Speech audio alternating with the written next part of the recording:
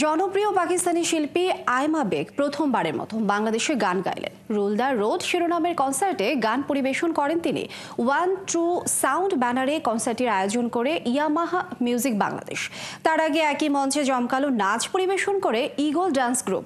বিস্তারিত সুমনা সুমির প্রতিবেদনে।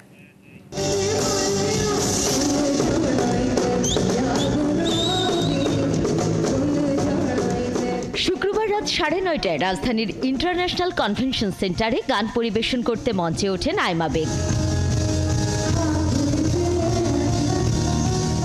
এ সময় তরুণ তরুণীরা দারুণ উচ্ছ্বাস প্রকাশ করেন। আয়মার গাওয়া গানের সাথে কণ্ঠ মেলান উপস্থিত দর্শক। তবে আগত দর্শক গানের পাশাপাশি মুগ্ধতা প্রকাশ করেন আয়মার সৌন্দর্যে। আজকে যে সিঙ্গারটা আসতেছে, মানে সিঙ্গারটা যেমন গায় ওটা ইম্পর্টেন্ট না, কিন্তু সিঙ্গারটা অনেক সুন্দরী। I like her. ওনার গান তো অসাধারণ। কাহানি শুনো, ওই গানটা অনেক ফেভারিট। আরও কিছু গান আছে, so I will excited for this concert definitely. সবার মধ্যে একটা খুব উত্তেজনা যে কখন আমরা সেই আমাদের মানে প্রত্যাশিত হায়ার সিসি বাইকের সাথে তার গানের পারফরমেন্স দেখব। যার গান ভালো লাগে তখন সেই গানই শুনি। সো এসেছে, ওনার গান শুনবো।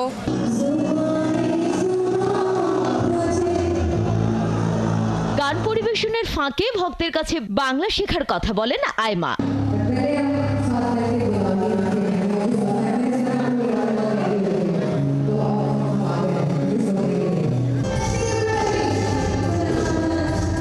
2016 সালে লাহোর সে আয়া সিনেমার 3টি গানের প্লেব্যাকে কণ্ঠ দেওয়ার মাধ্যমে সঙ্গীতে অভিষেক হয় আয়মার। তিনি 2017, 2018 ও 2019 টানা 3 বছর কোক স্টুডিও পাকিস্তানে পারফর্ম করেন।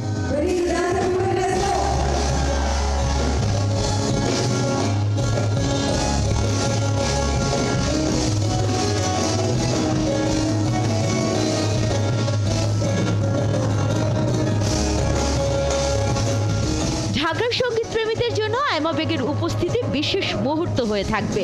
আয়মা বেগের আগে একই মঞ্চে নাচ পরিবেশন করেন বাংলাদেশের eagle dance group.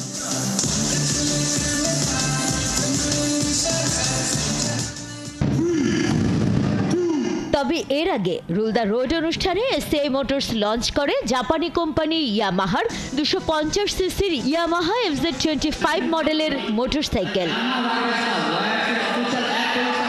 Sumana Sumi, 71, Dhaka.